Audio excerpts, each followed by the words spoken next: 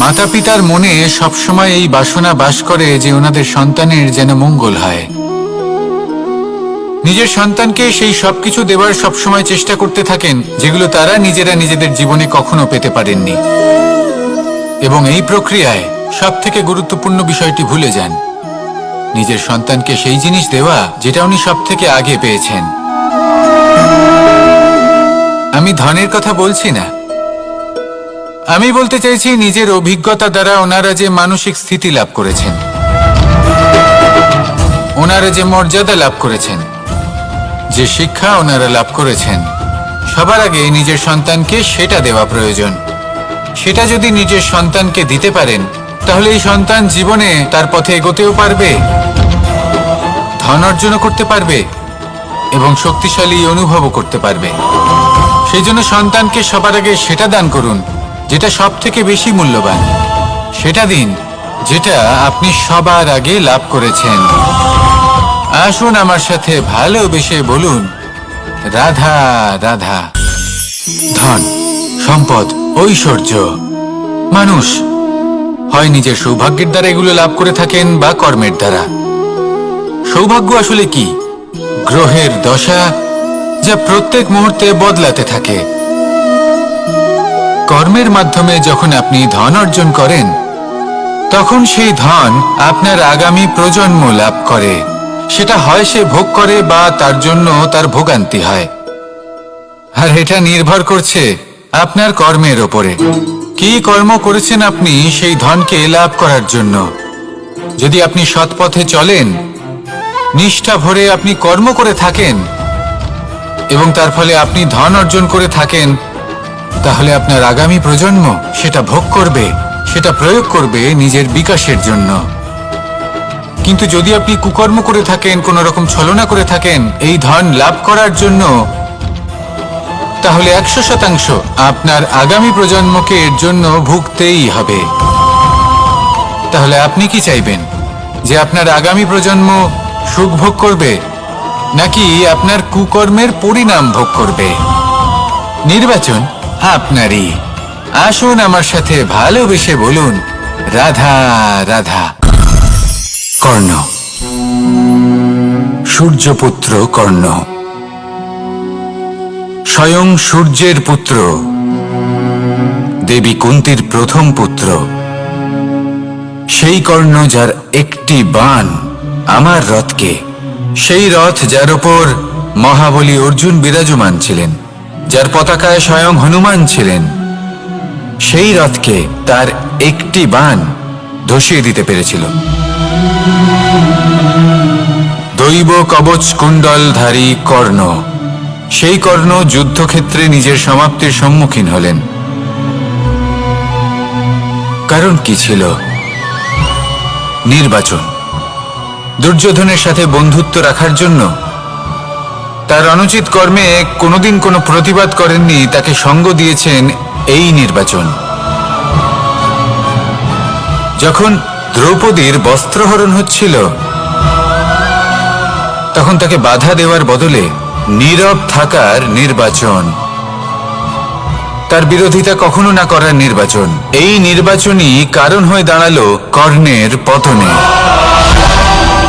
এই সংসারে সবার উপকার আপনি স্বীকার করতে পারেন, তাকে সম্মানও করতে পারেন, কিন্তু তার সামনে এতটাও নত হবেন না যে নিজের অন্তর্মনের কথাটা আপনি শুনতে না পান।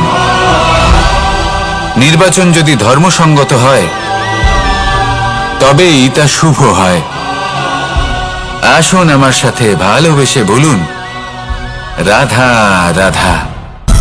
ভীষ্ম, একটা মহান নাম, দেবী গঙ্গার সুপুত্র। স্বয়ং বৃহস্পতি এবং পরশুরাম ছিলেন ওনার শিক্ষাগুরু। অত্যন্ত মহান যোদ্ধা ছিলেন, কিন্তু এই মহান যোদ্ধা ইনি ইতিহাসে আজ পর্যন্ত সেই সম্মান পেলেন না যার উনি যোগ্য ছিলেন। কারণ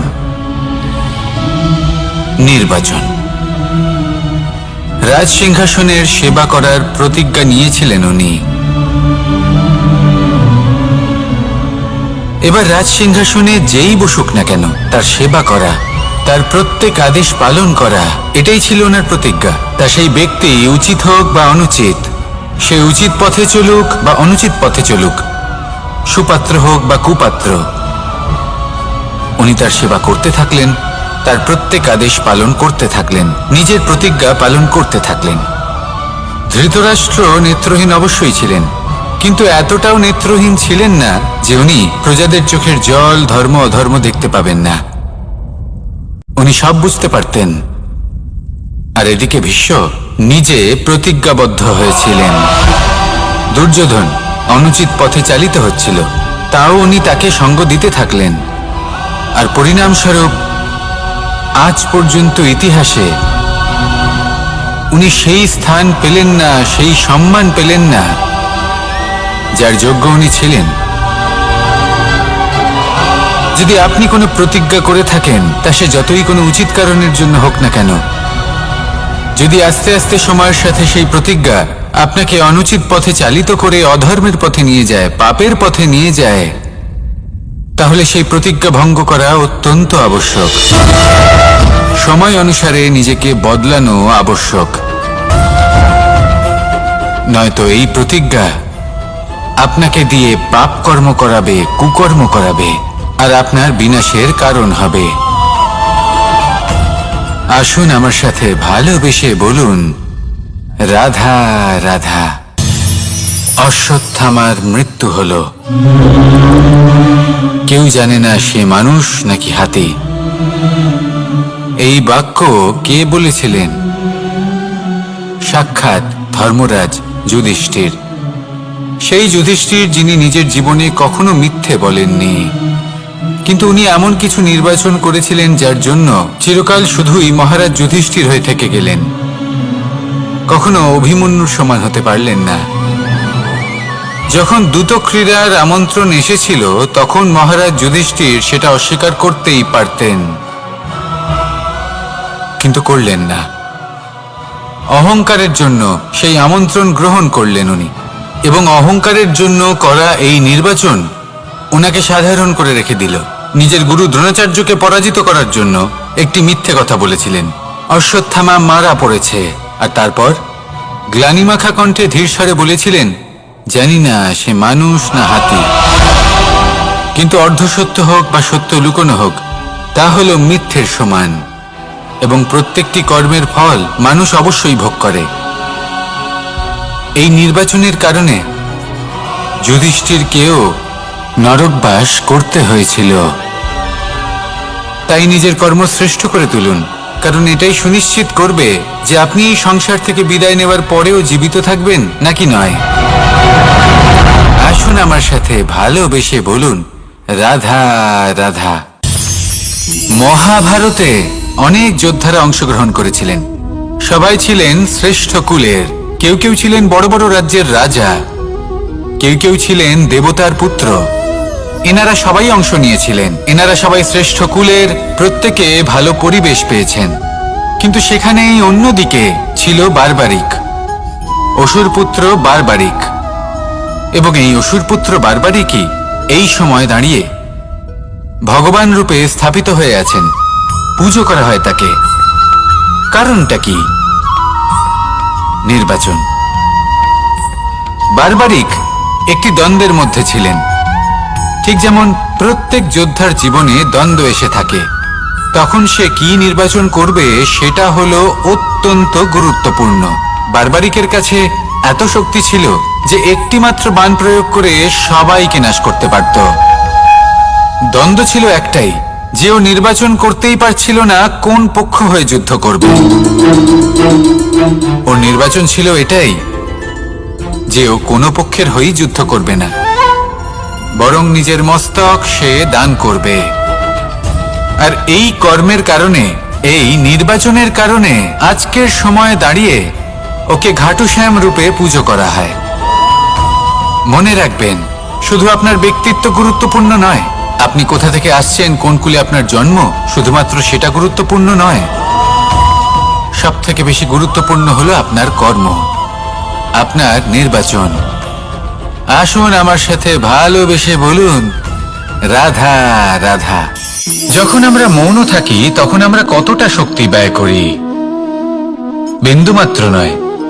সেখানেই যখন আমরা রুষ্ট হই তখন আমরা কতটা শক্তি ব্যয় করি। আমাদের রক্ত গরম হয়ে ওঠে, চোখ থেকে যেন অগ্নি বর্ষা হয়, আমরা চিৎকার করতে থাকি, জোরে কথা বলি, কখনো কখনো আমরা অনুচিত কর্ম করে বসি।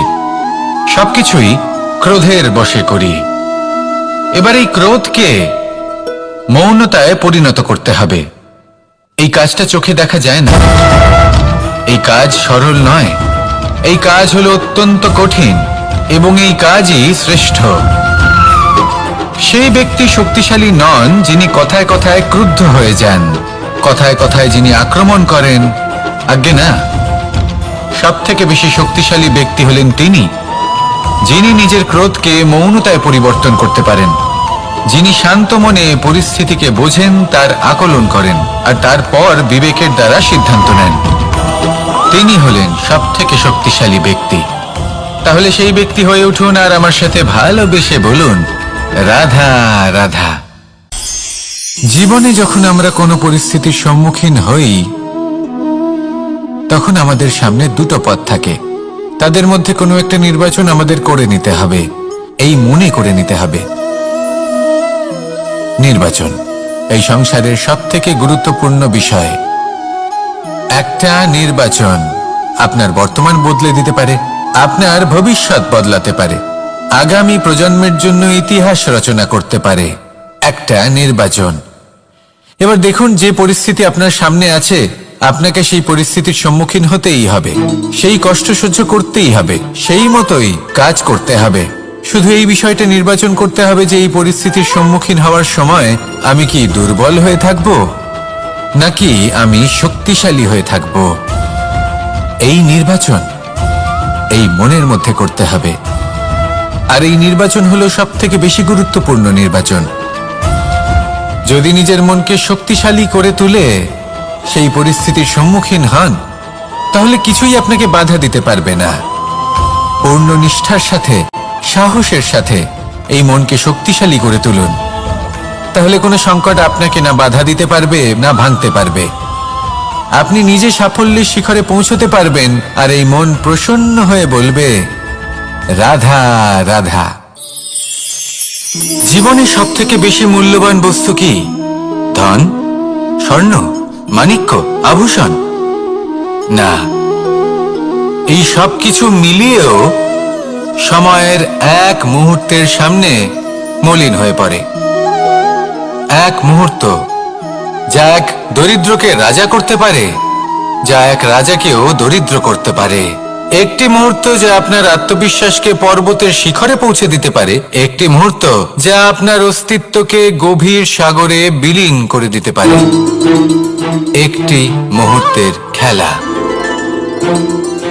সব সময় জীবনে সেই ব্যক্তিকে সম্মান করুন, শ্রদ্ধা করুন যিনি আপনার জন্য সময় বের করে থাকেন। সব সময় সেই ব্যক্তির প্রতি নিষ্ঠাবান থাকুন যেই ব্যক্তি খারাপ সময় আপনার পাশে দাঁড়িয়ে থাকে। এই সময় সব থেকে বেশি মূল্যবান। আসুন আমার সাথে ভালোবেসে বলুন, রাধা রাধা। প্রজাপতি দেখেছেন? কি সুন্দর হয় তাই না এই প্রজাপতি? ওদের দিকে তাকালে নিজের অজান্তেই নিজের মুখে হাসি ফুটে ওঠে। কিন্তু এই প্রজাপতি জন্ম থেকেই এমন দেখতে হয় না। জন্ম থেকে এদের কাছে ডানা থাকে না, এরা উড়তেও পারে না। যখন একটি প্রজাপতি জন্ম নেয় তখন প্রথমে ডিম অবস্থায় থাকে সে। আস্তে আস্তে সেই কবচ সে ভেঙে ফেলে, খুব পরিশ্রম করতে হয় তাকে। তারপর কীটের আকার ধারণ করে সে চলতে থাকে। অনেক কষ্ট সহ্য করতে হয়, অনেক পরিশ্রম করতে হয়। তারপর তার রূপ বদলে যায়, তারপরে তার ডানা গজায়, তারপরে সে উড়তে পারে। এই নিরন্তর পরিশ্রমই সাফল্যের মূল মন্ত্র হয়। কখনো কখনো প্রতিভাও কম পড়ে যায় যদি নিরন্তর পরিশ্রম না করা হয়, যদি সমর্পণের ভাব মনে না থাকে, দৃঢ় নিষ্ঠা না থাকে। আর কখনো কখনো সেই ব্যক্তি যার মধ্যে বিশেষ প্রতিভা থাকে না, সেই ব্যক্তি নিরন্তর পরিশ্রম করে, নিজের মনে সমর্পণের বোধ জাগিয়ে তোলে, দৃঢ় নিষ্ঠার সাথে কর্ম করে আর সাফল্য লাভ করে। সেই জন্য আপনি জীবনে যেখানেই পৌঁছে যান না কেন, নিরন্তর পরিশ্রম করতে থাকুন। তবেই আপনার ভবিষ্যৎ রঙিন প্রজাপতির মতন গগনচুম্বী হবে। তবেই এই সংসার আপনাকে দেখবে এবং নিজের অজান্তেই এই সংসার নিজের মুখে হাসি ফুটিয়ে তুলবে এবং এই সংসার আমার সাথে ভালোবেসে বলবে, রাধা রাধা। পুরাণে আমরা দেখেছি যে মাতা পিতা কতটা মহান হতে পারেন। কিভাবে শ্রী গণেশ নিজের মাতা পিতাকে পরিক্রমণ করলেন এবং পরম পূজনীয় হয়ে উঠলেন। কিভাবে ভক্ত শ্রবণ নিজের অন্ধ মাতা পিতাকে তীর্থযাত্রায় নিয়ে যাবেন বলে নিজের কাঁধে ওনাদের বসালেন এবং বয়ে নিয়ে গেলেন। এরকম অনেক অমূল্য শিক্ষা আমরা লাভ করে থাকি পুরাণ থেকে। কিন্তু এসব কথা হলো পুরাণের কথা। কথা বলা যাক আমাদের জীবন নিয়ে। আমাদের এই জীবনে আমাদের মাতা পিতা কেন আমাদের কাছে এতটা অমূল্য? কেন আমরা ওনাদের এতটা ভালোবাসি? কেন আমরা ওনাদের এত সম্মান করি? আর কেনই বা ওনাদের এতটা সম্মান করা উচিত? মমতার কারণে। মায়ের মনের এক ধরনের মমতা, পিতারও এক ধরনের মমতা। এই দুইয়ের মমতা ভিন্ন, কিন্তু এনাদের দুজনের মমতার কেন্দ্রবিন্দু হলো ওনাদের সন্তান। মাতা মমতার কারণে সকালে তাড়াতাড়ি উঠে পড়েন, খাবার তৈরি করেন, এটা ভাবেন যে আমার সন্তান যেন অভুক্ত না থাকে। অন্যদিকে পিতা ইচ্ছে না থাকা সত্ত্বেও নিজের মমতাবোধের কারণে নিজের সন্তানের প্রতি কঠোর হন, তাকে জ্ঞান প্রদান করেন, শিক্ষা প্রদান করেন, কারণ উনি চান যে ওনার সন্তান যেন পরবর্তীতে উন্নতি করে, কখনো অভুক্ত না থাকে। এটাই হলো মমতা মাতা পিতার। আর এই মমতা সংসারের অন্য কোথাও আপনি পাবেন না। তাই সবসময় নিজের মাতা পিতাকে সম্মান করুন, ওনাদের ভালোবাসুন, যতটা ইচ্ছে ভালোবাসুন। আর এই ভালোবাসার সাথেই বলুন, রাধা রাধা। সম্পর্ক হলো আমাদের জীবনের একটি আধার। কিছু সম্পর্ক এমন যা আমরা জন্মসূত্রে লাভ করি, যেমন পরিবার, মা বাবা। কিছু সম্পর্ক আছে যা আমরা জীবনে অর্জন করে থাকি, তা সে প্রেমের হোক, স্নেহের হোক বা বন্ধুত্বের। এই সকল সম্পর্ক লাভ করার বা গড়ে তোলার 5টি ধাপ রয়েছে। প্রথম ধাপ, কোনো ব্যক্তির সাথে আলাপ হওয়া, তার সাথে কথা বলা বা তাকে দেখা। দ্বিতীয় ধাপ, সে ব্যক্তিকে আমাদের ভালো লাগা। তৃতীয় ধাপ, আমাদের এটা চাইতে শুরু করা যে জীবনে এই ব্যক্তি যেন আমাদের বন্ধু হন, আমাদের জীবনে থাকেন, বা আমাদের কাউকে ভালোবেসে ফেলা আর এটা আমাদের ভাবা বা চাওয়া যে সেই ব্যক্তি যেন আজীবন আমার সাথে থাকেন, আমার জীবনে আমার সাথী হয়ে। চতুর্থ ধাপ, লাভ করা। এবার এই ধাপটি অনেক মানুষের পক্ষেই খুবই সরল হয়, বড়ই সরলভাবে নিজেদের সঙ্গীকে লাভ করে থাকেন। কিছু মানুষের জন্য এই ধাপ অত্যন্ত কঠিন হয়ে থাকে। অনেক প্রতিকূল পরিস্থিতির উপর জয়লাভ করে তারা সঙ্গীকে লাভ করেন, কিন্তু লাভ অবশ্যই করেন। এরপরে আসে পঞ্চম, অন্তিম এবং সবথেকে গুরুত্বপূর্ণ ধাপ। সেটা হলো সেই সম্পর্ক পালন করা। এটা হলো এমন এক বিষয় যা প্রত্যেক মানুষের শেখা উচিত। যদি ব্যক্তি নিজের জীবনে সম্পর্ক রক্ষা করতে শিখে যান, তবে প্রত্যেক সম্পর্ক তার জীবনকে স্বর্গ করে তুলবে। আসুন আর আমার সাথে ভালোবেসে বলুন, রাধা রাধা। মানুষের একটি সমস্যা আছে যে মানুষ সাফল্যকে মাপতে থাকেন, লক্ষ্যপ্রাপ্তিকে মাপতে থাকেন এবং তার তুলনা করতে থাকেন যে ও এত কিছু পেল আর আমি পেলাম না, ওর কাছে এত কিছু আছে কিন্তু আমার কাছে নেই। এই তুলনা করার জন্য ওনারা দুঃখী হয়ে পড়েন, নিরাশ হয়ে পড়েন। তাই আমি একটা প্রশ্ন করছি যে এটা কি উচিত? এই সংসারে আপনি কি নিয়ে তুলনা করবেন, যেখানে সূর্যদেব চন্দ্রমা দুজনেই আছেন, দুজনেই হলেন বিশেষ, দুজনেই নিজ নিজ সময়ে উদিত হন। এদের মধ্যে একজন না থাকলে তাহলে আমাদের জীবন কঠিন হয়ে পড়বে। ঠিক সেইভাবেই আপনি যদি একটা বড় রেখা অঙ্কন করেন, তাহলে অন্য রেখাটি ছোট হয়ে পড়ে না, সে তেমনই থাকে যেমনটা সে ছিল। আপনার অস্তিত্ব কখনো ছোট বা বড় হতে পারে না। শুধু তুলনা করার জন্য আপনার এটা মনে হতে পারে। যদি আপনি যুদ্ধ করতে চান, আপনার তলোয়ারের প্রয়োজন পড়বে। যদি বস্ত্র তৈরি করতে চান, এত বড় তলোয়ার দিয়ে কিছুই হবে না, তখন প্রয়োজন পড়বে একটা ছোট্ট সূচের। তাই তুলনা করবেন না, না নিজেকে ছোট মনে করবেন, না অন্য কাউকে। সবার সাথে সহযোগিতা করুন, আর যদি তুলনা করতেই হয়, নিজের সাথে করুন। যে কাল আমি কেমন ব্যক্তি ছিলাম, আজ কি তার থেকে শ্রেষ্ঠ হয়ে উঠতে পেরেছি? ভেবে দেখুন ভবিষ্যতে গিয়ে আপনি কতটা শ্রেষ্ঠ ব্যক্তি হতে পারেন। আসুন আমার সাথে ভালোবেসে বলুন, রাধা রাধা। বস্ত্র আমাদের সকলের প্রিয়, এটা আমাদের জীবনযাপনের জন্য প্রয়োজনীয়। আমরা সবসময় চেষ্টা করি সেই বস্ত্র পরতে যা পরলে আমাদের দেখতে ভালো লাগে। কিন্তু কখনো এই কথা ভেবে দেখেছেন যে কিছু বস্ত্র যদি স্বচ্ছ হয়, তাহলে তা পুরনো হলেও দেখতে ভালো লাগে? ঠিক তেমনি যেমন কোনো খাবার যদি মশলাদার না হয়, অত্যন্ত সুস্বাদু নাও হয়, কিন্তু যদি তা গরম হয়, টাটকা হয়, তাহলে খেতে ভালোই লাগে। ঠিক সেইভাবেই যদি কোনো ব্যক্তি সুন্দর নাও হয়, কিন্তু তার কথা খুবই মধুর হয়, তাহলে সেই ব্যক্তি সকলের প্রিয় হয়। কোনো ব্যক্তি যদি ধনবান নাও হন, কিন্তু তিনি যদি গুণী হন, তাহলে এই সংসারে সম্মান লাভ করেন। সেই জন্য কখনো এই বিষয়ে দুঃখ পাবেন না যে আপনার কাছে ভৌতিক স্বাচ্ছন্দ্য নেই। আপনার কাছে সব থেকে বড় বস্তু, সব থেকে মূল্যবান বস্তু যেটা আছে, সেটা হলো আপনার আত্মা, আপনার মন, আপনার বিচারধারা, আপনার গুণ, আপনার কথা। এগুলো সবসময় শুভ রাখুন এবং সবসময় নিজের সাথে রাখুন। এই জীবন সফল হবে এবং প্রেমময় হয়ে বলে উঠবে, রাধা রাধা। নন্দ বাবাও খেলার ছলে খুব বড় বড় শিক্ষা দিতেন। অনেকদিন আগেকার কথা, বাবা আমার জন্য একটা মানচিত্র নিয়ে এলেন। এটা ছিল জম্বু দ্বীপের মানচিত্র, ঠিক যেন একটা ধাঁধা, যা টুকরো টুকরো করে বিভিন্ন দিকে ছড়ানো, যেগুলোকে আমায় জুড়তে হতো। ব্যাস শুধু এটুকুই ছিল আমার কাজ। আমি বারবার প্রচেষ্টা করলাম, কিন্তু বারবার অসফলই রয়ে গেলাম। বাবা এটা দেখলেন এবং হাসলেন। বাবা বললেন, একটা কাজ করো, এই প্রত্যেকটি অংশকে উল্টে রাখো। আমিও উল্টে রাখলাম। তারপরে দেখলাম প্রত্যেক অংশে মানুষের শরীরের কোনো না কোনো অংশ চিহ্নিত। কোথাও হাত আছে, পা আছে, কোথাও মুখ আছে। বাবা বললেন যে এবার এটা জুড়তে চেষ্টা করো। আমিও জুড়ে দিলাম।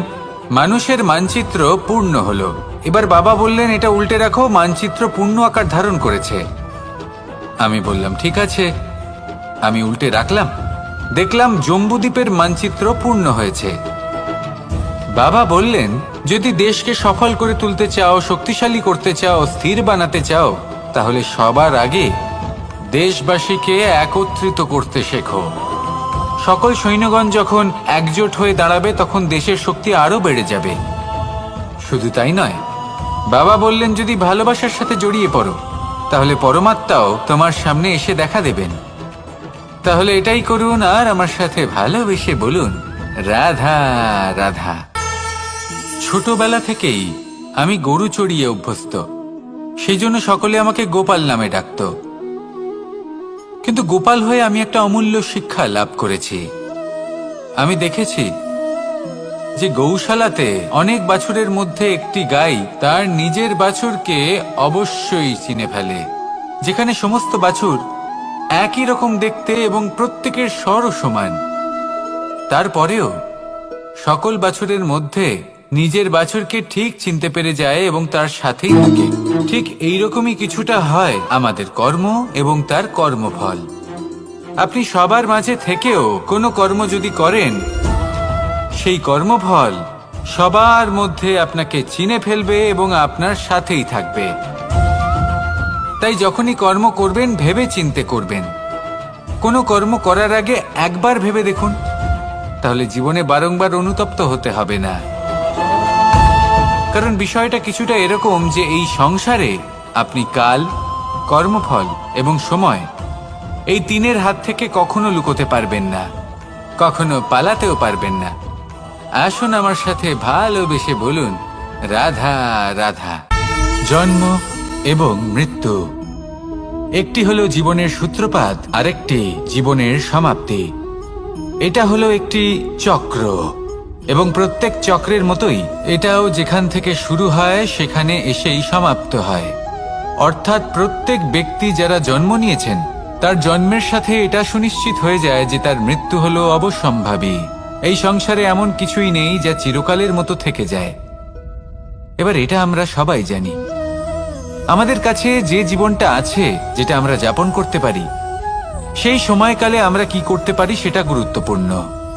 এমন কিছু করুন যার ফলে মৃত্যুর পরেও আপনি অমর হয়ে থাকবেন।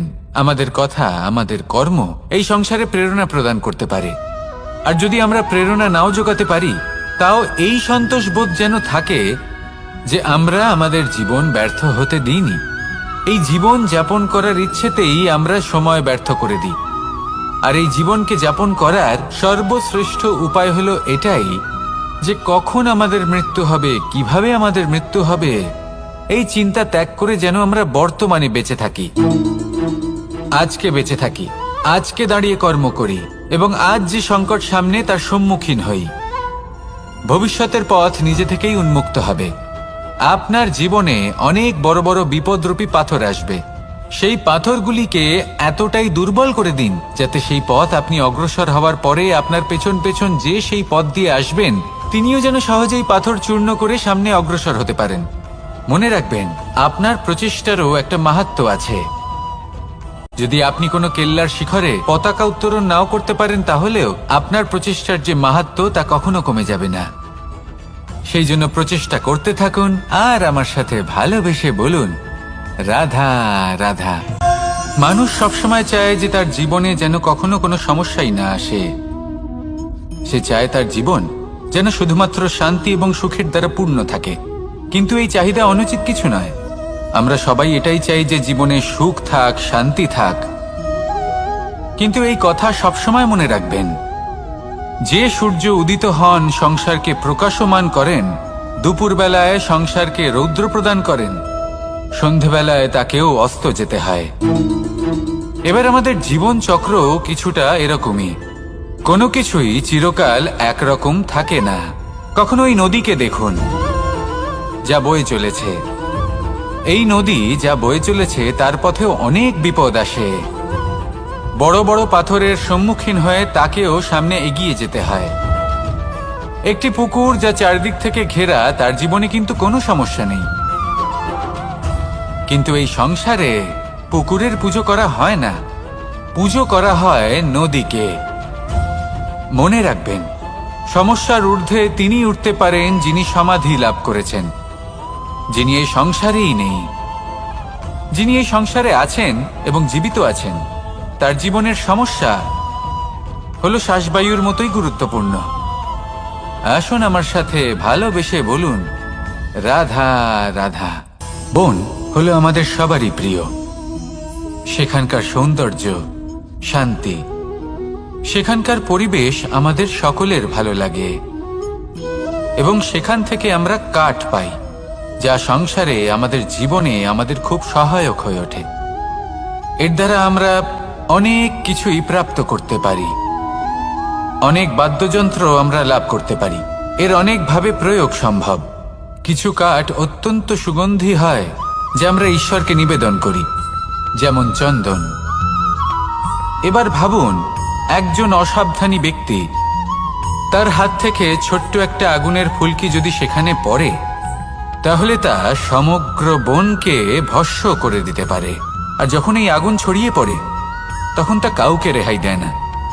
অন্য বৃক্ষকে নয়, পাতাকে নয়, ফলকে নয়, কাঁটাকে নয়, কাউকে নয়, পথে যাকে পায় তাকেই ভস্ম করে দেয়। এই ছোট্ট আগুনের ফুলকি।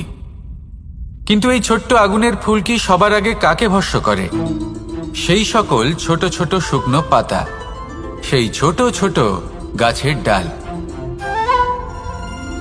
ঠিক সেইভাবেই আপনার জীবনে একজন খারাপ ব্যক্তি এসে হয়তো আপনার সমগ্র জীবন ধ্বংস করে দিতে পারে।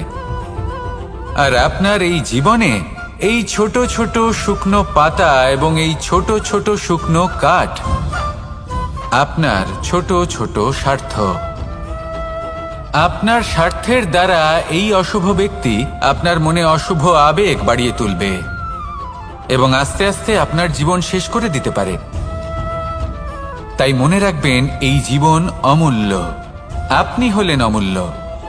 এই জীবন যাপন করুন এবং এই জীবনের কাছে পৌঁছানোর দ্বার আর কোথাও নেই, আপনার কাছেই আছে।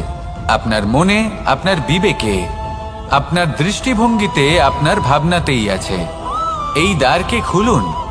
জীবন সফল হবে আর ভালোবেসে বলবে, রাধা রাধা। কথায় আছে যে স্বপ্ন এবং লক্ষ্য হলো একটি মুদ্রারই দুটি দিক। যতক্ষণ না স্বপ্ন দেখছেন ততক্ষণ বুঝবেন কি করে আপনার লক্ষ্য কি। স্বপ্ন দেখে যদি নিজের লক্ষ্য বুঝতে পারেন, সেটা পেতে চান, তবেই সেটা লাভ করতে পারবেন। কিন্তু স্বপ্ন এবং লক্ষ্য, এই দুইয়ের মধ্যে একটা ভারসাম্য রয়েছে যেটা বজায় রাখা প্রয়োজনীয়। একে আমরা বলে থাকি পরিশ্রম।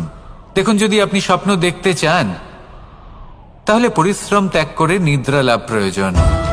কিন্তু যদি আপনি লক্ষ্য লাভ করতে চান তাহলে আপনাকে নিদ্রা ত্যাগ করে পরিশ্রম করতে হবে। তাই আলস্য ত্যাগ করুন এবং সিদ্ধান্ত নিন যে আপনি কি চান। আপনার জীবনের এই তুলাদণ্ডে স্বপ্নের পাল্লা ভারী হওয়া প্রয়োজন নাকি লক্ষ্যের? আমার মতে এই দুইয়ের মধ্যে যদি ভারসাম্য বজায় রাখেন তবে পথ নিজে থেকেই সামনে আসবে। শুধু সেই পথে অগ্রসর হতে থাকুন এবং আমার সাথে ভালোবেসে বলুন, রাধা রাধা। আমরা সবাই জীবনে সুখ লাভ করতে চাই। শুধু জীবনে কেন, জীবনের পরেও আমরা সুখ লাভ করতে চাই। আমরা সকলে স্বর্গের কামনা করি। কিন্তু খুব সহজ একটা কথা, যদি আপনি স্বর্গ লাভ করতে চান তাহলে প্রথমে মৃত্যু লাভ করতে হবে। আপনি যদি প্রাণই না দেন তাহলে আপনি স্বর্গ লাভ কিভাবে করবেন, তাই না? শুধু এই ছোট্ট একটা বিষয় দ্বারা আমরা জীবনে অনেক কিছুই শিখতে পারি। যদি আপনার কোনো লক্ষ্য থাকে, কোনো মনোবাঞ্ছিত স্থান থাকে, কোনো বড় কাজ আপনি করতে চান, তাহলে সেই সবই হবে। কিন্তু শুধুমাত্র কামনা করলে হবে না, আপনাকে কর্ম করতে হবে। নিরন্তর প্রয়াস, পরিশ্রম, পথ খুঁজতে হবে, সামনে অগ্রসর হতে হবে। কখনো অসফল হলে তার কারণ খুঁজতে হবে, বিপদের সম্মুখীন হতে হবে, অন্তর থেকে নিজের শক্তি বাড়িয়ে তুলতে হবে। তবেই আপনি নিজের লক্ষ্য লাভ করতে পারবেন, মনোবাঞ্ছিত স্থান পাবেন। মহানদী গঙ্গা একটি বিন্দু দ্বারা শুরু হয়, ধীরে ধীরে অগ্রসর হয়। কোনো পাথরে ধাক্কা খেলেও সে থামে না, বরং এগোতেই থাকে। তারপরেই সে মহান নদী গঙ্গা হয়ে উঠতে পারে। পরিশ্রম করুন, লক্ষ্য লাভ করুন, আর আমার সাথে ভালোবেসে বলুন, রাধা রাধা। এই সংসারে তিন ধরনের আবেগ অত্যন্ত গুরুত্বপূর্ণ, যা প্রত্যেক মানুষের জীবনে থাকে। প্রথমটা হলো আনন্দ, যা আমরা সবাই লাভ করতে চাই। দ্বিতীয় হলো ক্রোধ। এটা তখনই আসে যখন আমরা আমাদের উপর নিয়ন্ত্রণ হারাই বা কোনো পরিস্থিতি আমাদের প্রতিকূল হয়ে থাকে। তৃতীয় হলো দুঃখ। এই দুঃখ তখনই আসে যখন কোনো একটা পরিস্থিতি আমাদের মনের মতো হয় না, বা আমাদের প্রিয়জন আমাদের বুঝতে পারেন না। আমরা অমূল্য কিছু হারিয়ে ফেলি, তখন এই দুঃখ আমাদের হৃদয়ে আশ্রয় নেয়। এই তিন আবেগ হলো এমন যে আমাদের জীবনে আসতে এবং যেতে থাকবে। কিন্তু এই তিনটি আবেগের বিষয়ে কোন কথাটা মনে রাখতে হবে সেটা শুনুন। যখনই আপনি আনন্দে থাকবেন, প্রতিশ্রুতি দেবেন না। কারণ যখন মানুষ আনন্দে থাকেন তখন তিনি নিজের বিবেক বোধ হারিয়ে ফেলেন। দ্বিতীয়ত, যখনই আপনি ক্রুদ্ধ হবেন, উত্তর দেবেন না। কারণ ক্রোধের বশে যে উত্তরই দেবেন সেটা শুভ হবে না। তৃতীয়ত, যখনই আপনি দুঃখী থাকবেন, কোনো সিদ্ধান্ত নেবেন না। তখন নিজের মনের ওপর, নিজের কর্মের ওপর, নিজের ওপর নিয়ন্ত্রণ রাখতে চেষ্টা করুন। যদি এই তিনটি আবেগের ক্ষেত্রে এই জিনিসগুলো মনে রাখেন তাহলে জীবনে কখনো আক্ষেপ করবেন না। আসুন আমার সাথে ভালোবেসে বলুন, রাধা রাধা। আমাদের মধ্যে বেশিরভাগ মানুষ কোনো না কোনো মহাশক্তির উপস্থিতিকে বিশ্বাস করেন। আমরা মনে করি যে এ হলো সেই মহাশক্তি যার প্রভাব, যার কৃপা চিরকাল আমাদের উপর বজায় থাকে। আমাদের কর্মের ওপর, কর্মফলের ওপর চিরকাল তার দৃষ্টি থাকে। আমাদের মধ্যে কেউ একে ঈশ্বর মনে করেন, কেউ বা প্রকৃতি মনে করেন, বা কেউ কোনো গৃহপালিত পশুর মধ্যে মহাশক্তির দর্শন লাভ করেন, বা কেউ কোনো বস্তুর মধ্যে। প্রত্যেকের নিজস্ব বিশ্বাস আছে, কিন্তু সেই শক্তির থেকে আশীর্বাদ লাভের জন্য বা কোনো ইচ্ছে পূরণের জন্য আমরা কখনো না কখনো মন্দিরে যাই। এই মন্দির শব্দের সূত্রপাত কিভাবে, আগে সেটা বুঝে নেওয়া যাক। মন্দির এই শব্দের আরম্ভ হল মনের দ্বারা, কিন্তু বেশিরভাগ মানুষ যখনই মন্দিরে যান কোনো ইচ্ছে পূরণের জন্য বা ইচ্ছে পূরণ হওয়ার পরে ধন্যবাদ দেওয়ার জন্য, তখন তিনি শুধুমাত্র শারীরিকভাবে সেখানে উপস্থিত থাকেন। তার মন তো সাংসারিক কাজের মধ্যেই ঘোরাফেরা করতে থাকে, তাই না?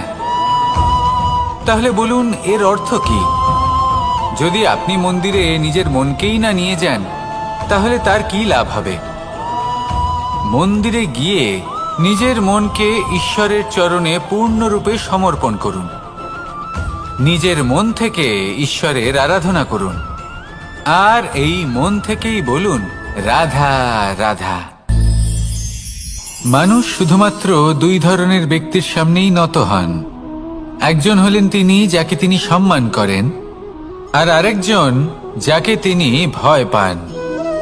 এবার কোনো ব্যক্তি যদি আপনার সামনে নত হন, তাহলে তার পেছনের কারণ কি? আপনার প্রতি সম্মান নাকি আপনার প্রতি ভয়? সেটা আপনাকেই বুঝতে হবে। যদি আপনি এমন মনে করেন যে তাতে কি যায় আসে, ভয় হোক বা সম্মান, কেউ আমার সামনে নত তো হচ্ছেন, যদি এটা আপনার চিন্তা ভাবনা হয়, তাহলে আপনাকে মনে করিয়ে দিই, এই সময় বদলাতে বেশি সময় লাগে না। আজ যে ব্যক্তি আপনাকে দেখে ভয় পাচ্ছে, কাল এই ভয়ের সমাপ্তিও ঘটতে পারে। আবার এমনও হতে পারে যে তার কাছে অত্যাধিক শক্তি চলে এলো। অনেক কিছুই হতে পারে। তাই মনে রাখবেন, যে মাথা ভয়ের কারণে নত হয় তা সময় এলে সবার আগে বিরোধিতা করতে পারে, আর যে মাথা সম্মানের কারণে নত হয় আপনার জন্য নিজের শিরচ্ছেদও সে করতে পারে। তাই সকলকে আপন করে নিন, কিন্তু ভয় প্রয়োগ করে নয়। কর্ম করুন এবং সম্মান অর্জন করুন। শুধু এটাই করুন, আর আমার সাথে ভালোবেসে বলুন, রাধা রাধা। সূচের শেষে একটি ছিদ্র থাকে, যার দ্বারা আমরা এই সুতো পরাতে পারি, আর তারপর সূচের সাহায্যে এই সুতো দিয়ে বস্ত্র সেলাই করা যায়। কিন্তু যদি সুতোটা সোজা করে ধরা না হয়, তাহলে সূচে কখনো এই সুতো পরানোই সম্ভব নয়। যদি এতে কোনো গিঁট পড়ে, তখন তা কখনোই এই ছিদ্র দ্বারা প্রবেশ করা সম্ভব নয়। ঠিক এইভাবেই যদি আপনি কারোর জীবনে প্রবেশ করতে চান, কারোর অন্তরে প্রবেশ করতে চান, তাহলে আপনাকেও সহজ থাকতে হবে। এতে কোনো গিঁট থাকলে চলবে না, অর্থাৎ মনে যাতে কোনো মালিন্য না থাকে, যেন কোনো কুচিন্তা না থাকে। যদি এসব থাকে, তাহলে আপনি কখনো কারোর জীবনে প্রবেশ করতে পারবেন না। আর যদি কোনোভাবে আপনি প্রবেশ করেও যান, তাহলে তার মনে ঘর করতে পারবেন না। নিজেকে এই সুতোর মতন করে তুলুন, সহজ। মনে যেন কোনো কুচিন্তা না থাকে, সবার প্রতি যেন সদ্ভাবনা থাকে, শুভ চিন্তা থাকে। এমনটা করতে থাকুন। এমন একটা দিন আসবে যেদিন এই সমস্ত সংসারের ব্যক্তির মনে আপনি বাস করবেন, আর তখন এই মন প্রসন্ন হয়ে বলবে, রাধা রাধা।